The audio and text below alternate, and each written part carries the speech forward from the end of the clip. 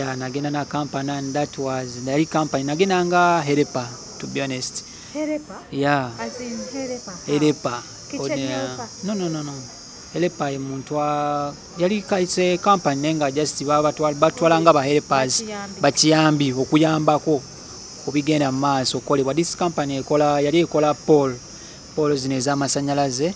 Just kale kyenyinza omu advisingamu bwaba inayo omuntu asobola okukozesa visit visa. Kitegeera koze emirimu mwegiri nga inayo omuntu azin jagendo osula gwagenda otuukirako gwagenda tumulisiivinga kwebaka kumulaga nti zino sente tukole kiti omulimu tugunoonyeza tuti sente bazibala bati ebintu ng'ebyo mu advisinga akozesa visit visa kuba company nawe zitwala sente nyingi ate of which companies zimu teziri genuine. Kitegeera abafere bangi mu companies nga baagala just kola sente ate bajja nakutwala ku mulimu nga tegukuyisaawo otuukeyo oveeyo sente wedde nga zikoze eki nga zikuweddeko. So oba olinayo omuntu it's better ofune visit visa ya myezi 2 ogende so ofuna omulimu kiba kitambula. So kati omulimu gwokola ogwa sales buzibu ki obugulimu? Obuzibu obugulimu bwe nandi tutte pressure sajja abaku pressure y'amaanyi.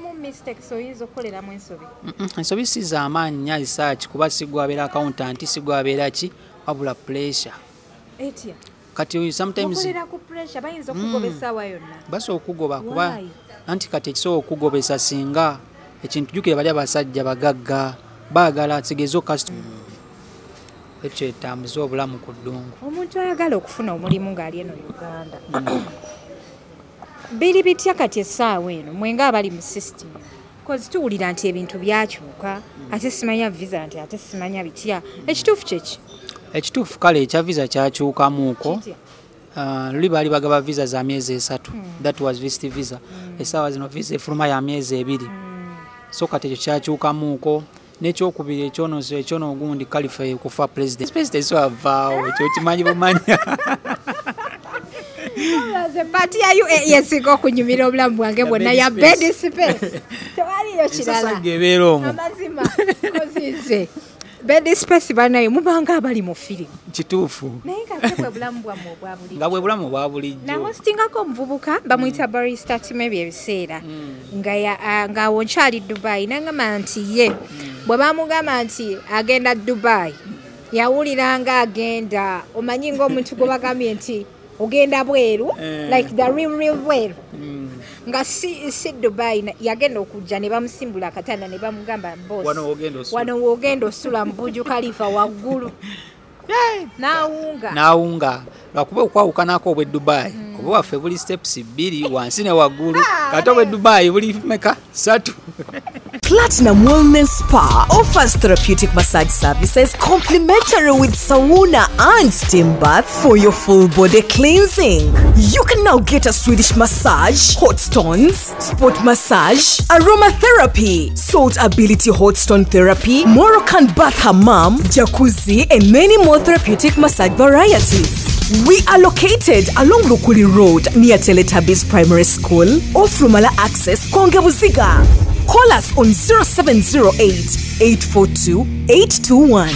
Platinum Wellness Spa, here to take care of you. Abalungi abali ku HK Media yenze Hadija Kigozi mu life experiences and adventures olunaku olwaleero ndi n'omu ku bannamawulire ba UAE omwami Ibrahim Luchamzi gwe mumanyi ng'owa Hits Up UG. Ndi waneno olunaku olwaleero muyisaamu obubuuzo batulaga nnyo ebintu eno e Kampala ebisanyusa obusanyusa zibooti kuluuzi kaloka siita ze naye tebannaba kutulaga real life the inside story of UAE. Twagala okugimanya banaye mwebala okutulaba mwebala okutwagala mwebala okusubscribinga aba BPH Travels bantekamu omusayi kulaba nga shetambula bulungi bakugamba nti genda ofune visa ekutwala mu UAE ngeri very discounted. Woba oyagala okola visa change airport to airport visa change bakubireko ku namba y'essimu gy'olabawo wammanga aba Platinum Wellness Spa bayina sauna bayina massage bayina steam bath nungi nnyo ddala osobola banonyako awo Kongebuziga off Lumala Access oba ku Ojes Motel. Sayinza okulaba nange nsayinza okusinkana Adija oli otya ndi fine alhamdulillah nnyo anti December si bye byammwe oli cool nnyo really Hits Up UG ogibezaawo otya n'obwakkuulu obwo? Whatsapp ujje njibeezaawo just ngenda kwongeramu bwongezi masannyalaze empozi. Walaikum salaam wa rahmatullahi wa barakatuh. Abatulaba abalungi mwena ku HK Media mbalamusizaako ne mbategeeza nti amanya n'eddoboozi Ibrahim Chams gemanya ku Whatsapp UG yo number 1 channel. Okay. Tutandikiddewo saagala kulwisa. Ogenda otya Dubai? Okugenda Dubai nagenda na company Adija. Really? Yeah, nagenda na company and that was the company nagenda nga Helpa, to be honest. Helpa? Yeah. As in Helpa? Helpa. No. Helpa muntu yali kaise company nenga just batwalanga ba helpers bakiyambi okuyambako kubigenda maaso kolebwa. This company yali ekola pole zine z'amasanyalaze, so ne batwalanga ba helpa. Yeah. Okay. So no olinya. Bento nenninye ennyonyi nengenda mu kibuga Abudabi. Awo olugendo lwange lwatandikira. Nembeera mu Abudabi awo mbeera teyali nyangu at first. Mu polo omwo wava olongo ovuddemu. Biki ebyaliyo tutwalemu? Ebyali mu polo. Ebyali mu polo embeera si nyangu tensobola okugamba. Cause mu polo twakolanga emirimu egy'enjawulo egiri awo ate nga wali ebbugumu nga bw'olimanyi twakweranga wabweru, so environment teyali nnungi n'akamu kyekyaddala. Ekyokubiri n'emirimu gyali gy'amaanyi ng'olina okuba nti olina amaanyi ate ondaba ndi mukasajja. Musitula miti? Si kusitula miti. Amaanyi geetaagisa azin tulina poolo ezo ziraba ezo ez'amasannyalaze zennyini okuzigalvanizing bakita galvanizing. Mu Luganda kyeki? Mu Luganda ngambe nga ki olaba ekintu nga kiri lasting kiri tekinaba kubanga kisigibwako langi, bakisigako langi okukipreventing okutalastinga niyo zabeera galvanizing. So kati ebintu ebityo nga byetukola era ng'ekyuma kijja mu kampani nga tekirina wadde kiriko ne tukifayiringa ne tukiwawula ne bakiyisaamu wali eri mu zinc bamuyita zinc n'akifumba nekiba nga kikola ki nga kinyirira bakasoma ne bajja ne bakola ki ne bakitwala. So bwe bityo ebyatambulanga nga si byangu research naye nga kwali kuvumirira na kumalirira koze bugumu nga mukolera bweru manye ekitegeeza okukolera ebweru mu ddungu mu Abudabi. Omusala gw'omu Abudabi oyinza okugamba oba sigwa ogw'omu Dubai gwaka n'ensi neewunya. Nze nzijukira olunaku we nasooka otuuka mu Abudabi nga mpulira ensi eyina empunya gyewunyamu. Ne kola nsi yennyini kola nsatu kesa n'abanga avaamu bepa n'owulira nga ensi ewunya olusu naye nga just waayiti eyo kati olwo osaasira omuntu ali mu kola ng'akolera wabweru.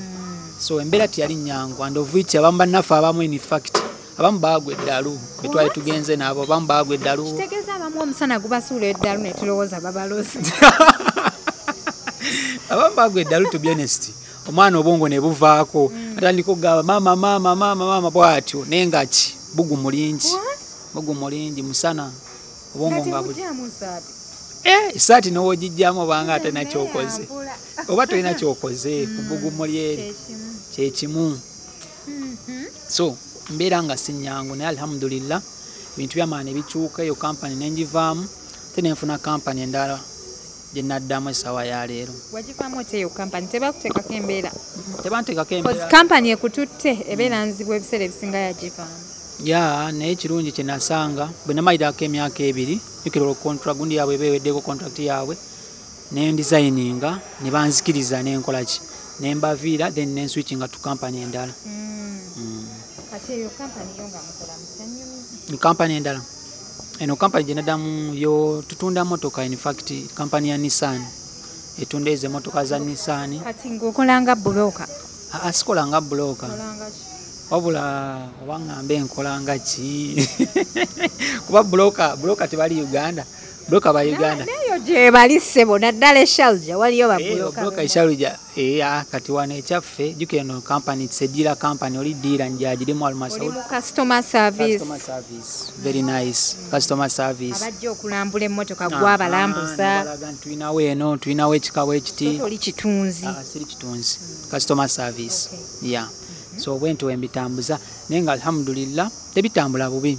Then ya wenfisa akadde ene nzirukako meets up yujje no mawulire biti aine mala ne nkola ki nenzirayo mirimu gy'abasajja. Kati omulimu gw'okutunda emmotoka gwo guli gutya mu Abudabi? Bino ebintu twetaaga okubimanya naye mutusse mu bbaala abantu wabatukunamira booti kuluuzi naye temutubuulirako nti waliyo n'emirimu nga bwe giti nti omunnayuganda asobola okugenda n'akola mu kampani y'emmotoka. mu butuufu mutuyisa bubi? Njo ekyo kituufu, emirimu gye giri bwe gityo and omunnayuganda aba asobola ogifuna. So okugufuna just kasita oba nga olina empapula ze ez'obuyigirize nga ziri attested no applyinga oba osobola ogufuna kuba kati nogwo nagwo bagubalanga gwa sales. guba under sales. Guba under sales. Era kasita oba nga olina empapula ze no applyinga basobola okuwa oba oli luck. Noba olina ebbaluwa yo eya senior 6 ngeri attested bakuwa still. Tekibanga agamba nti olina wadde empapula. So bwentyo nemba nga ndi mu kampani eyo nga gwa mulimu wagufuna otya? Ogufuna nze na applyinga bwa applyinzi bwe na applyinga ne ba na applyingira ku Indeed. Ku Indeed na applyinga ku Indeed nange neewunya nnyo. Na applyinga ku Indeed and of which abantu abasinga Indeed eba disappointing nga tebabakubira, abasinga bakubira ate nga bayaaye anti abalala bakubira nga bafere. So simanyi Mungu yansaasira ne mpa applyinga ne bankubira nenzija ne nkola interview ne bangamba okoze eki oyise nempitirawo. Sente omulimu gw'emmotoka gukusasula sente? Kwe ku sente ogenda kulya nayo yadde ekikumi nasifu ye yampayo ku sente omusama wa Amerika ekituufu. Nefe ab'e Dubai era otumanyi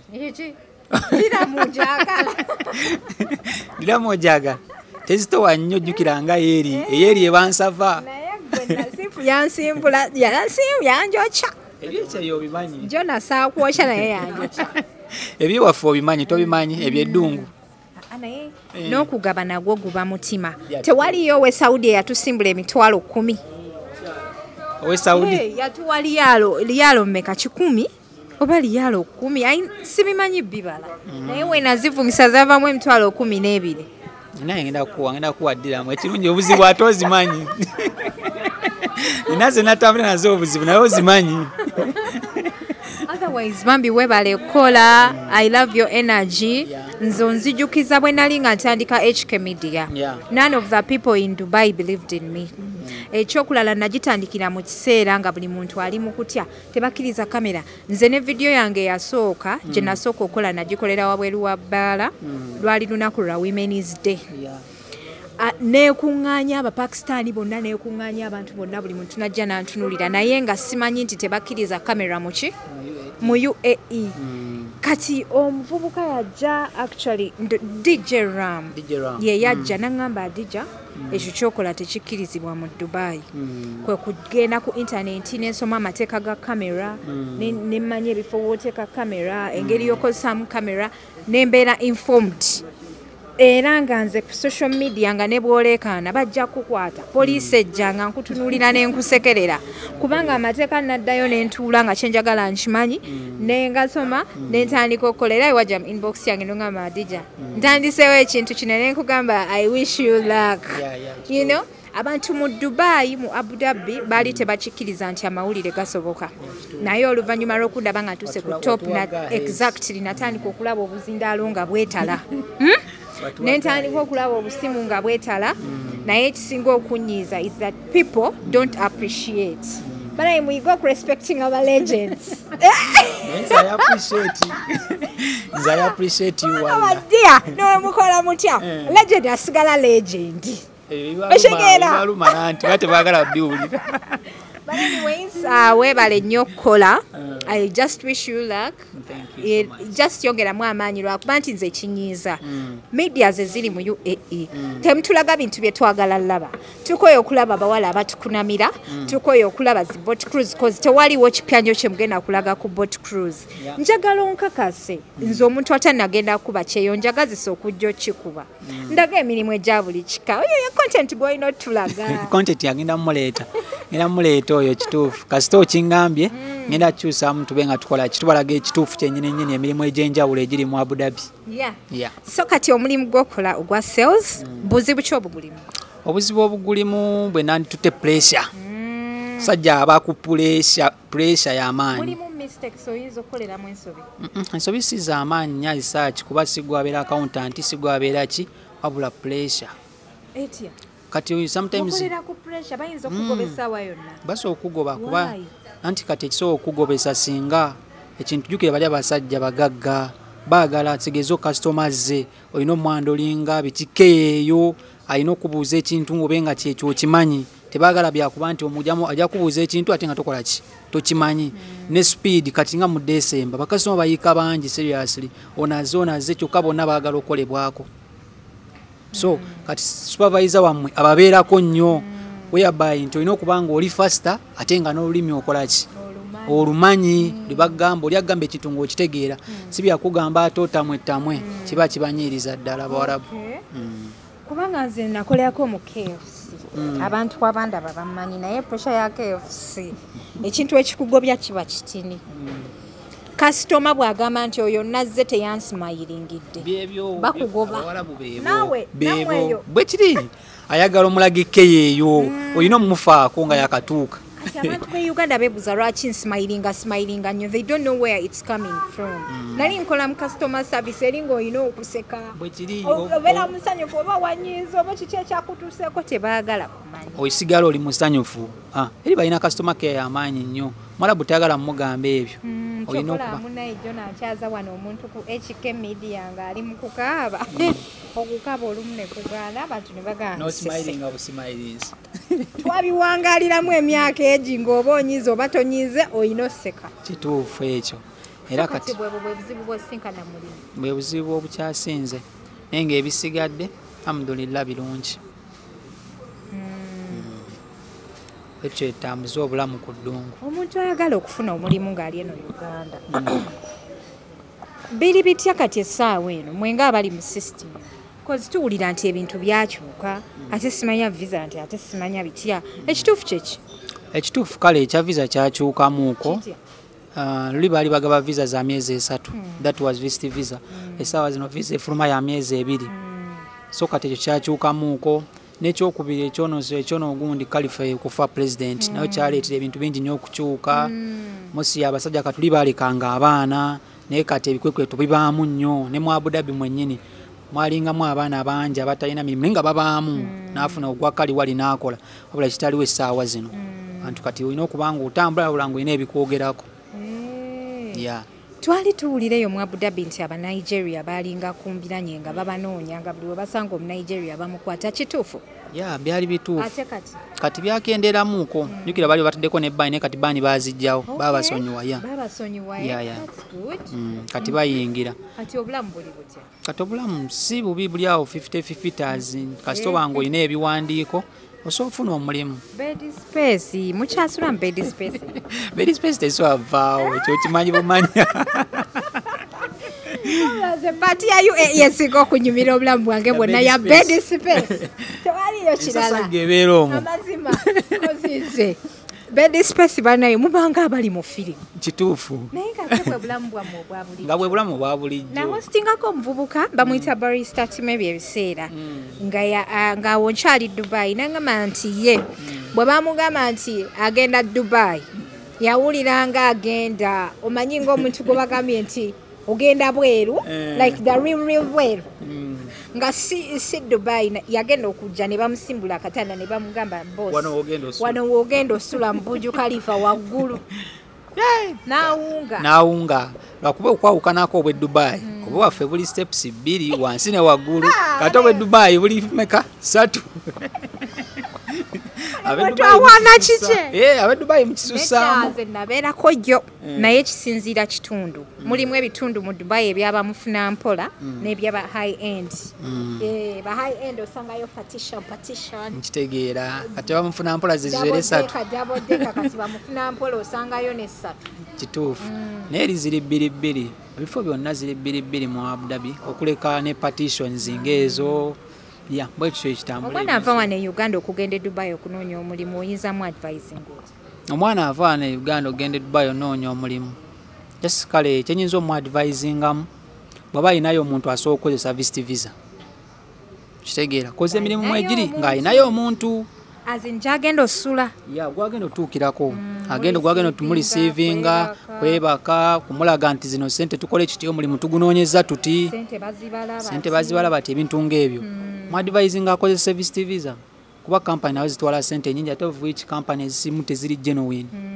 kitegeera abafere bangi mu companies nga baagala just kola sente ate bajja nakutwala ku mulimu nga tegukuyisaawo otuukeyo oveeyo sente wedde nga zikoze eki nga zikuweddeko so oba olinayo omuntu it's better ofune visa ya myezi 2 ogende ofuna omulimu kiba kitambula so kati otandika osalawo okuyingira amawulire eno passion yava wagasoma amawulire nagasomako okwo yeah chote wagamalaako nagasomako okwo then kati wengasomako okwo nengenda ku Moon TV yagasomako kitundu wengasomako nengenda ku Moon TV awo in fact bali bampadde omulimu by that time Jerry bali bampadde omulimu by that time kati by that time bwe bampeera ate omulimu ate nga ngobye okutambula ate visa nefuluma ati nengamba nkoze nte nga wae kangene nekize ninnya ennyonyi ati bwe natuuka eri ngenda okulaba ate nammwe ekintu mukispicinga bulala nengamba yukeyayoyeera kitufu nga bwogambye byali byakutya ate ngaawo kituufu bantu bavamu kati ekitengu nembeera awo ngenda okulaba nkulaba ku kitimba ningamba kitegeeza omuntu osobola okulaba oti nobaako kyokola kyotandika nenzigulawo it's up UG then nawe nompushing it's up UG so far tebadde mbi okusinzira ku mbeera bwe yali naye nga amawulire gonna ag'eddungu parties abayimbi entertainment news etutambulira awo mwekolemuko program gaffe wetwakolanga n'omukulu Simon Kivumbi nkutumiddeko I cannot forget though we had just started ate nenvaayo program eyo twali twagituuma pokopoko live nga twogera ku mawulire agali mu UAE naddala mu community y'Abannayuganda abaana abasula ku union kati nga bwe bakuba agent ababbi ba ssente ebivulo ebyafulopinze abasiriimu I guess such gundi ziri informative ziyigiriza abantu ate ziri updated tujja kicreatingawo ekyo kuba kati olaba Adija media ya Abudabi is just growing up eyawukanamuko kuya mweyo mu Abudabi mwali muyina ne TV mpulira TV namba baali bagitaani kwali kukolako n'omuwala promoter weeyo Sham Events nawulira nti naye yali akolako eyo TV mbu mwali muyina ne TV namba mbu ngebeera ne live ku Facebook olunaku lwonna byaliyo naye era amaanyi matini amaanyi gawe gakyali maki amaanyi matini oba tebannafuna bapresenter bawugira bapresenter baba bafuna naye kali n'ekirala Adija ekiri mu Abudabi obudde ate ne distance zeri z'amaanyi of which tetulina metro nga Dubai nti osobola okuva n'otuuka wano tuli ba bus so okuva ku mulimu ate ogambe nti odduke okwasaganya esho gye mutegese nayo kitekinga time kuba ne boogamba era okozese Uber era kisigala kyekimu so nekibanga nayo kireeta nnyo obuzibu tusinga osanga mu Abudabi transport okuva wano dde wali kitukalubirizaamu nekibanga tekiggwa n'okulemerako abantu basinga jasi akola ekintu n'akivaako ajja kugamba tujja kukwatagana leero ajja kituufu mulero mukole programu ate aleme butadda Abannayuganda mu Abudabi bali batya ennaku zino mpulira nti Abannayuganda eyo battanga abantu nga beetaba mu mirimu emikyamu nzijukirako omusango gwa Sibisa Yasin nga Abannayuganda bassa omugundi omuyindi bikyaliyo kati byakendeera tebikyaliyo in fact tebakyalina bidi oba bawolereza si bawolereza naye kati security y'amaanyi nnyo abasajja bakambwe ennaku zino si byebiri ebyedda abasajja bakambwe kiriyo na misaana pato ziba zirawuna okulaba ng'ekibuga kiri butebenkevu omutima omubi ogw'Abannayuganda batugamba eyo mu Abudabi nti mwewa obutwa ekyobutwa bubeera buli wamu omuntu asobola okuwa obutwa enewe nawonawo booli ekitegeera kati kuba kati obutwa abantu babuleeta oli asobola ogamba atayagaliza ono n'akola ki n'amuwa obutwa ddala mu bed space bibaamu ebyo tebibulamu bibaamu bannange tuli ku HK Media mu Life Experiences and Adventures tuli ne Ibrahim Luchamuzi osomuyita Hits Up UG akola Abudabi aina aweereza mawulire aina ne YouTube channel ekintu kino akikwasiza maanyi okulaba nti amawulire gabatuukako e Uganda nga gavudde mu Abudabi. Mwebala okutulaba, mwebala okutwagala, mwebala okusubscribinga. Njagala okubeebaza bannange okuva lwe twatandika mutuwagidde paka kati tuwezeza 60k subscribers. Yoga. Thank you. Yeah.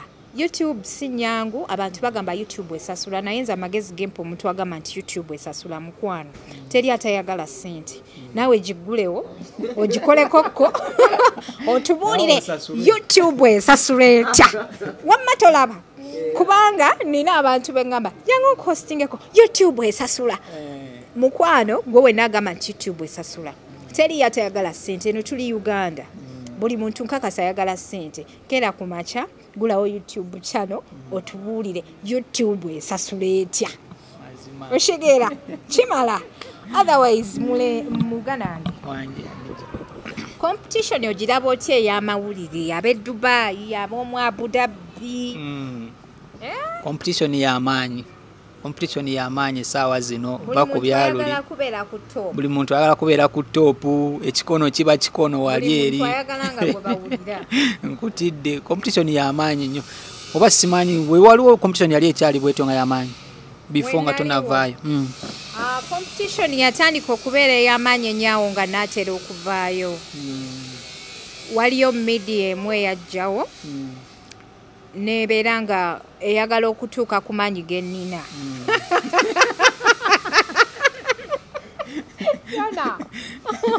nebeera nga eyagala okutuuka ku maanyi g'ennina oshegeera naye mu ekyo ekiseera lwaki njogera bwe ntyo by the way siri mu kwewaana kozi nze bampita 1 month army nalinga nkola nzekka naye ng'ate opponent wange yali akola ne ttiimu ng'alina abantu 4 naye ng'ate mulenzi ate nga ndi mukazi oshegedde so kyekyo kyenkugamba nti nali above lwansonga nali nkola ogu nze nga sina na cameraman va ku kano kajjo nakonsanze wano naakafuna kafunidde wano Uganda ndoozanga obusentesente buweze nsokasasula wayina nga kutwala mwalayini tewalina kutwala mwalayini oyo yantwala mwalayini yali mukwano gwange ng'ayina Motoka kati nga like weekend obanga ndi free ngayinza okumperekerako in one of the places nankwatirako ku camera naye teyali professional cameraman nga bw'olaba kano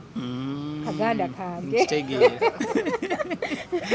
kubanga mu Dubai nga tosobola ku affordinga kusasula cameraman nekyala munno naye agenda kukola ate naye kati ono ye yali alina bakwano be and then mu Dubai mulimu bakirerese bangi abantu abatalina byakukola bangi so nga bamuyambako buli muntu ayagala okubeera mu butaala so ne bagezako okuyimirizaawo ekintu kyabwe of course kiri successful big up on yourselves naye nze nalinganga nkola nze koogu nga nteekawo wali eri camera stand yange nina kamera ya bay nsobola okwekwata yeyo ye advantage gyenina kyovola nejjo nono simweguya oshegedde muyisaamu eggaali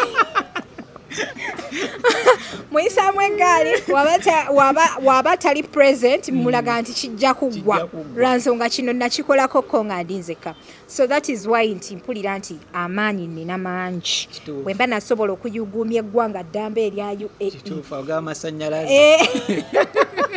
nga ndinzeko omukazi omu kitegeeza nti ate imagine singa nali nfunye ttiimu then ekirala lwaki nkugamba nti nali mukazi w'amaanyi nali nkola omulimu egimu ku mirimu egisinga okubeera egy'amaanyi nti kizibu okukolera KFC ng'okola na bino KFC is very busy in that natuuka ekiseera neŋŋamba mukama kaŋŋende eka nga mpulira nkutuza kati awo we nakolera ate mu KFC media zendala ndoza wezagerezaako okujja okubanga ezicoveringa up nsonga obudde bwambulanga obikwasaganya nenesanga nga mu wiiki nsuddeyo videos 2-3 naye luli nga nkyakola eri nga buli kanaku nteekayo video bulunaku kati awo then ne mu covid nga buli kanaku making sure nina okuteekayo video so nembeera nga nzija nga nkola